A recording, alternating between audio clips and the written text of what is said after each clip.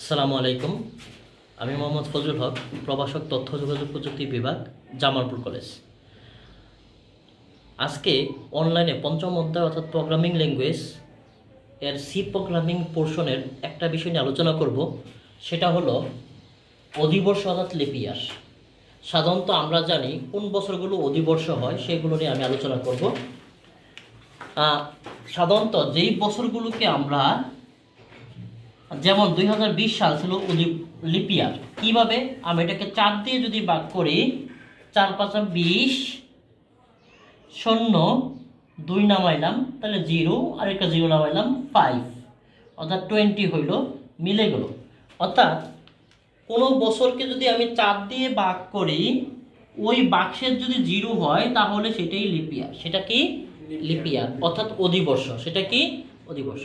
তাহলে আমি যদি এটাকে ইয়ার হিসেবে ধরি অথবা ওয়াই হিসেবে ধরি, তাহলে এটা হিসাবে করে আমি প্রোগ্রামটা লিখে ফেলতে পারবো। তাহলে আমি প্রোগ্রামটা লিখতেছি, এই লিপিয়ারের উপর ভিত্তি করে সি প্রোগ্রামটা লিখতেছি। সি প্রোগ্রামটা আগে আমি লিখতেছি, পরে আমি একটু বর্ণনা করব।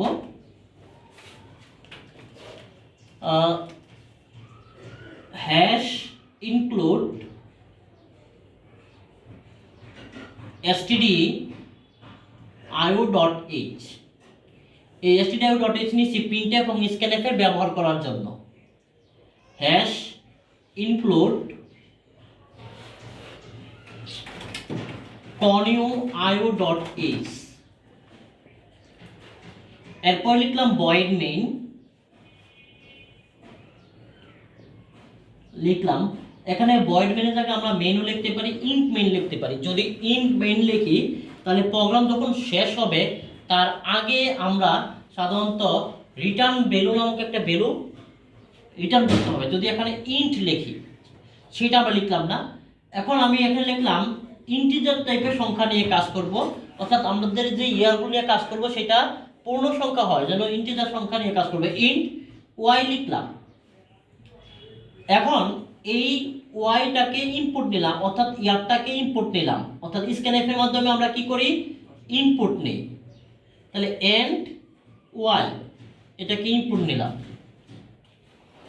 এরপরে আমি লিখলাম, এখানে যে লেখাটা লিখতেছি এটা একটু আমি ভিন্ন কাজে লিখতেছি, এটা আমি মুছে পরবর্তীতে নতুনভাবে লিখব। If y modulus 4 double equal 0।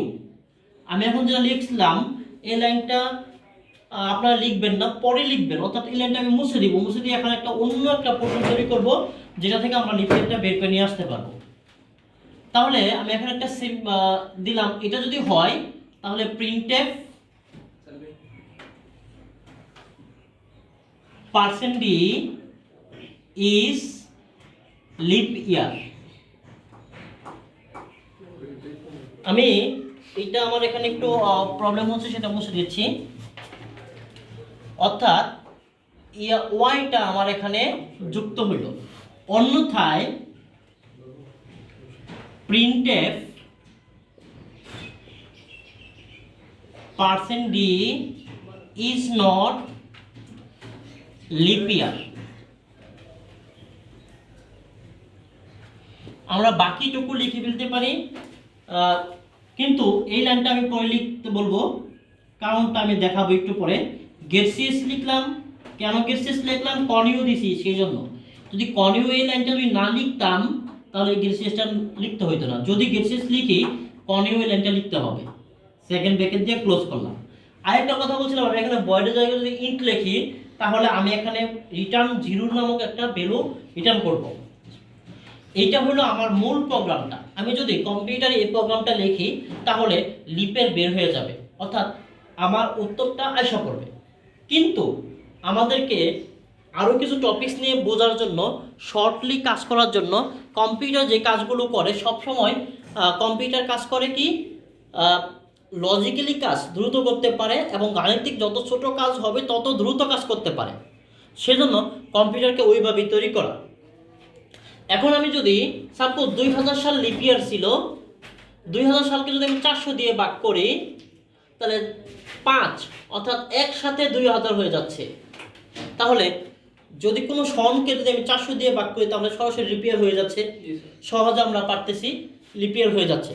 তাহলে একবার কাজ করতেছে, কিন্তু আমি 2000 সালটাকে যদি লিপিয়ার বের করে 4 দিয়ে ভাগ করে, তাহলে আমার কি করতে হবে, 4 5 20 20, কিছু নাই, জিরো নামাইলে জিরো হইল, একটা জিরো বেশি দিয়েছিলাম, আবার আরেকটা জিরো নামাইলে একটা জিরো দিতে হইতো, অর্থাৎ টোটালি 1 2 3 বার কাজ করতে হয়েছে। অর্থাৎ এই কাজটা কম্পিউটারের সময় বেশি লাগবে, এই কাজটাতে সময় কম লাগবে। তাহলে এখানে আমাদের থিঙ্কিংয়ে কি বলতেছে, আমরা যদি এই কাজটা করি, যদি এখানে আমি এটাকে 400 দিয়ে ভাগ করি তাহলে কি হয়ে যাবে, লিপিয়ার। কিন্তু আমরা যখন পড়তেছি তখন পড়ার সময় যদি দেখি 2020 সাল, এটা কিন্তু 4 দিয়ে ভাগ করলাম, আমি একটু আগে দেখাইলাম, 4 5 20, জিরো 2 নামাইতে হবে, জিরো দিয়ে জিরো নামাইলাম, আবার 5 20, অর্থাৎ হয়ে গেছে। এখানে 3 বার ভাগ করছি, কিন্তু 2020 সালকে যদি আমি 400 দিয়ে ভাগ করি তাহলে 4 5 20, 2000 হইল, 20 থাকলো হাতে, অর্থাৎ আমার কিন্তু 2020 সাল যে লিপিয়ার সেটা আমরা আইডেন্টিফাই করতে পারতেছি না। যদি এটা না হয় তাহলে আমার অন্য আরেকটা ফরম্যাটে আসতে হবে, অর্থাৎ সেই ফরম্যাটটা যেই প্রোগ্রামটার উপর ভিত্তি করে আমরা এটাকে লিখবো সেটা আমি এখানে লিখব। ইফ যদি ইয়ারকে ওয়াইকে 400 দিয়ে ভাগ করি, বাক্সের যদি জিরো হয় তাহলে printf % d is leap year y. এরপর এলস ইফ অন্যথায় যদি, অর্থাৎ এখানে কি 2000 দিয়ে ভাগ করলে এটা লিপিয়ার হচ্ছে 400 দিয়ে, কিন্তু এটা যখন করতে গেছি তখন আর লিপিয়ার বের হচ্ছে না, কিন্তু অ্যাকচুয়ালি এটা কিন্তু লিপিয়ার। সেই ক্ষেত্রে কম্পিউটার অর্থাৎ বিভিন্ন কাজকে সহজে বোঝানোর জন্য, অর্থাৎ আমাদেরকে এই প্রোগ্রামটাকে কিছু কিছু ভিন্ন নিয়ম এখানে দিয়ে দেওয়া হয়েছে। যেমন ওয়াইটাকে যদি আমি 4 দিয়ে ভাগ 100 দিয়ে ভাগ করি, 100 দিয়ে ভাগ করলাম, এটা যদি নট ইকুয়াল 0 হয়, অর্থাৎ কথাটা কি, যেমন আমি 2020 সালকে 100 দিয়ে ভাগ করলাম, তাহলে 200 হইল, 2 হইল 0, তাহলে 0 নামাইলাম, কিন্তু এখানে কি বাক্সেস 20 হয়েছে, নট ইকুয়াল মানে কি, এখানে 20 হয়েছে মানে কি 0 আর 20 সমান না, কথাটা সত্য। কিন্তু 2020 সাল কিন্তু লিপিয়ার, এটা 4 দিয়ে ভাগ করতে হবে। এখন পাশাপাশি আমার এখানে একটা এন চিহ্ন দিয়ে, দুইটা এন চিহ্ন দিলে মানে কি লজিক্যাল এন্ড হয়, কি হয়, লজিক্যাল এন্ড হয়। এবং ওয়াইটাকে যদি আমি 4 দিয়ে ভাগ করি, বাক্সের যদি 0 হয় তাহলে printf % d is leap year Y. অন্যথায় printf % d is not leap year. যদি এইগুলো একটাও না হয় তাহলে নট লিপিয়ার। এখানে একটু খেয়াল করে দেখেন, এই প্রিন্টএফ আর এই প্রিন্টএফ কি সেম? না স্যার, দেখেন % d ইজ লিপিয়ার, এখানে % d ইজ লিপিয়ার, এই দুইটা প্রিন্টএফ সেম। এই দুইটা প্রিন্টএফ যদি সেম হয় আর কন্ডিশন যদি আলাদা হয়, দুইটা প্রিন্টএফ যদি সেম হয় আর কন্ডিশন যদি আলাদা হয়, তাহলে আমরা এটাকে এইটুকুকে আমরা একটা অর গেট দিয়ে, লজিক্যাল অর দিয়ে এটাকে আলাদাভাবে করতে পারি, একসাথে এক লাইনে করতে পারি।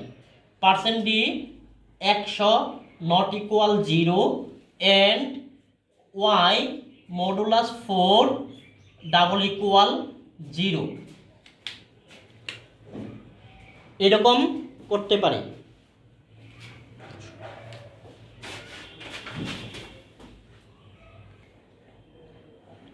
এখন আমার কথা হইলো, এখানে আমি কি করলাম, এই দুইটা প্রিন্টএফ একই, এবং এই জন্য এইটা অর এটা লিখছি আমি, এটা অর এটা। একটু খেয়াল করে দেখেন, এইটুকু হইলো আমার প্রোগ্রাম, অর্থাৎ এই প্রোগ্রামটাকে ইফ ইলস ইফকে শর্টকাট করছে এটার মাধ্যমে। কিসের মাধ্যমে? অর লজিক্যাল অরের মাধ্যমে, অর্থাৎ প্রোগ্রাম যা গাণিতিক কাজ থেকে লজিক্যাল কাজ দ্রুত করে, সেজন্য এটা বোঝানোর জন্য আমাদের এই প্রোগ্রামটাতে অনেকগুলো পয়েন্ট ইউজ করা হয়েছে, তাহলে আমরা পরীক্ষায় যখন আসবে আমাদের কিন্তু এই প্রোগ্রামটা লিখতে হবে, এইটা না। আমাদের বোর্ড বই থেকে শুরু করে যত বই আছে সবগুলোতে কিন্তু এইভাবেই লেখা আছে। বোর্ড বইটা আমি এখন খেয়াল করি নাই, কিন্তু অন্য বইগুলোতে এইভাবে লেখা আছে। অর্থাৎ কি, আমরা কেন বইটাতে এইভাবে লেখা হয়েছে সেটা আমি একটু বোঝানোর চেষ্টা করলাম। অর্থাৎ আমার এই লাইনটা আমার মনে রাখতে হবে, তাহলে আমার এখানে প্রোগ্রামটা হয়ে যাচ্ছে। তাহলে আমরা তুলব কোনটা, এই লাইনটা। তাহলে আমি এতটুকু মুছে দিচ্ছি, জি স্যার। এতটুকু মুছে দিলাম। তাহলে আমার প্রোগ্রামটা হয়ে গেল, এখন একটু খেয়াল করে দেখেন।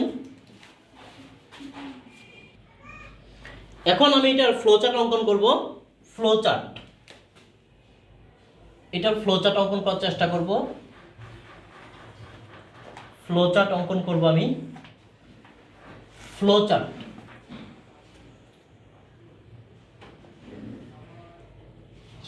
ফ্লোচার্টে সর্বপ্রথম হলো আমার স্টার্ট পোর্শনটা, START স্টার্ট হওয়ার পরে হলো ইনপুট। আমার এখানে ইনপুট কি, শুধু ওয়াই, শুধুমাত্র ওয়াই। তাহলে আমি এটাকে ইনপুট ওয়াই লিখতে পারি, ইনপুট ওয়াই। এরপরে আমি ফ্লোচার্টের এই পোর্শনটা একটা মাত্র সিদ্ধান্তের ভিতরে নেব, কিন্তু আমার এখানে অর গেট হওয়ার কারণে এইটা একটা সিদ্ধান্ত, এটা আলাদা সিদ্ধান্ত, কিন্তু এটার উত্তর এটা, এটার উত্তরও এটা, অর্থাৎ এটা সঠিক উত্তর এটা, এটা সঠিক উত্তর এটা, এইটা এবং এটার মিথ্যা অর্থাৎ ফলস উত্তর কি এটা। তাহলে আমার ঠিক ফ্লোচার্টটা হবে এই থিঙ্কিংয়ের উপর ভিত্তি করে। কোন থিঙ্কিং? এর সঠিক উত্তর এটা, এর সঠিক উত্তর এটা, যদি মিথ্যা হয় তাহলে এটা উত্তর। তাহলে আমি এখানে কি করব, এখানে এইভাবে লিখব, y মডুলাস 400 ডাবল ইকুয়াল 0। আমি এটা না লিখে এইভাবে লিখতে পারি, y ইজ ডিভাইডেড বাই 400। এখানে এই কোশ্চেনটা আমি দিতে পারি, কারণ ওইটা আমাদের পেস লাগে, সেজন্য আমরা কি শর্টকাট করার জন্য এই কাজটা করতেছি। তাহলে এটা যদি ট্রু হয় তাহলে আমরা কি করব, এখানে দেখাচ্ছি, ট্রু হইলে প্রিন্ট y ইজ লিপ ইয়ার। এটা যদি ফলস হয়, অর্থাৎ অনেকে এটা ইয়েস, এটা অনেকে নো লেখে, ফলস হলে এইটা আবার জাস্টিফাই করবে।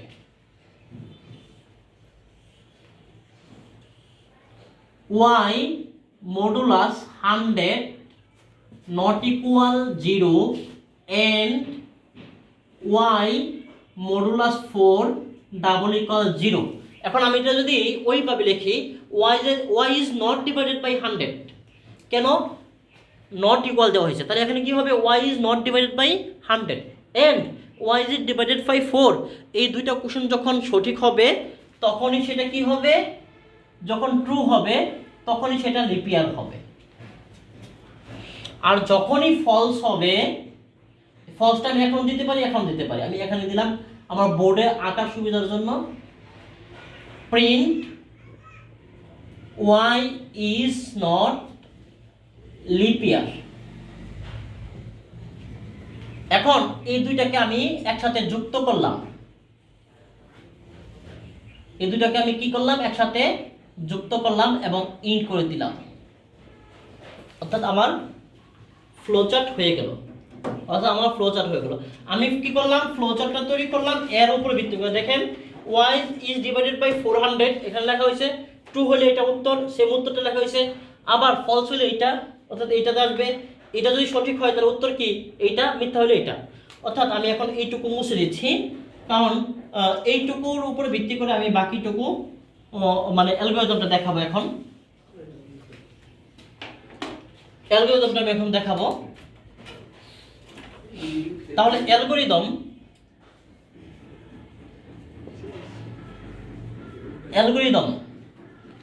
অ্যালগরিদমের প্রথম স্টেপ, আমি একটু এটাকে সুন্দরভাবে সাজাই, এটাকে দিলাম 1, এটাকে দিলাম 2, এটাকে দিলাম 3, এটাকে দিলাম 4, এটাকে দিলাম 5, এটাকে দিলাম 6, এটা দিলাম 7। অর্থাৎ আমি 1 2 3 লিখে দিলাম একদম সহজে উপস্থাপনের জন্য। স্টেপ 1 হলো start, step 2 input y, step 3 y is divided by 400। এখানে অনেকে লেখে if y is divided by 400, এটাও সঠিক। আমি যদি লিখি y is divided by 400, y কে 400 দ্বারা ভাগ করা যায়, এটাও সঠিক। দেন মানে ট্রু, দেন মানে হলো কি ট্রু। দেন হলে স্টেপ 5 আদারওয়াইজ মানে হলো ফলস, আদারওয়াইজ মানে কি ফলস। Otherwise step 4। তাহলে স্টেপ 4 এ গেলাম, এখন এখানে আসলাম y is not divided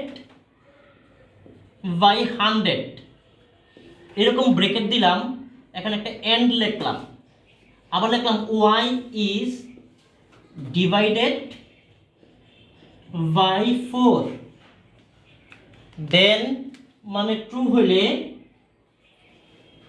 হলে স্টেপ 5, স্টেপ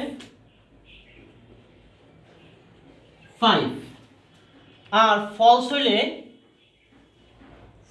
হলে আমাদের স্টেপ যাবে 6 এ। যদি ফলস হয় অর্থাৎ otherwise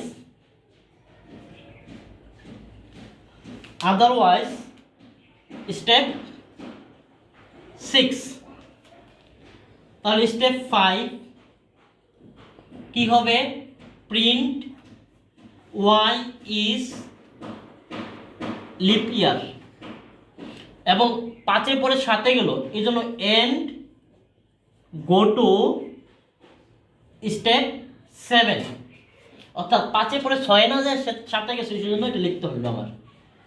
step 6 print y is not lip ইয়ার। 6 পরে 7 গেছে, আর এখানে গো টু স্টেপ 7 লেখার প্রয়োজন না, যদি লিখি প্রবলেম হবে না। স্টেপ 7 ইন্ড। এখন আমরা যদি কেউ বাংলায় লিখি তাহলে কি হবে, স্টেপ 1 হলো শুরু, কাজ শুরু করলাম। স্টেপ 2 y এর মান গ্রহণ করলাম। স্টেপ 3 y কি 400 দ্বারা ভাগ করা যায়, যাইলে মানে y কি 400 দ্বারা ভাগ করা যায়, তখন অর্থাৎ সত্য হলে ধাপ 5 এ যাবে, মিথ্যা হলে ধাপ 6 এ যাবে। অর্থাৎ এটা স্টেপ মানে কি ধাপ হবে। তারপরে ধাপ 4 এ কি হবে, y 100 দ্বারা ভাগ করা যাবে না এবং y 4 দ্বারা ভাগ করা যাবে, এই দুইটা কথা যদি সত্য হয়, ট্রু হয় অর্থাৎ সত্য হয়, তাহলে ধাপ 5 এ যাবে, অন্যথায় ধাপ 6 এ যাবে। ধাপ 5 এ কি y এর মান ছাপাই এবং কি করব, ধাপ 7 এ যাই, ধাপ কি যাই 7 এ যাই। 6 কি y লিপিয়ার না সেটা ছাপাই এবং লাস্টে কি কাজ শেষ করলাম। এটা হলো আমাদের বাংলা উত্তর। অর্থাৎ অধিবর্ষ অর্থাৎ লিপিয়ারের প্রোগ্রামটা হলো এরকম। এই অধিবর্ষ লিপিয়ার প্রোগ্রামটা আমাদের জন্য ইম্পর্টেন্ট আমার মনে হচ্ছে। তাহলে আমরা এই প্রোগ্রামটা সঠিকভাবে আয়ত্ত করার চেষ্টা করব। তাহলে আজকে অনলাইন ক্লাস এতটুকুই। আল্লাহ হাফিজ।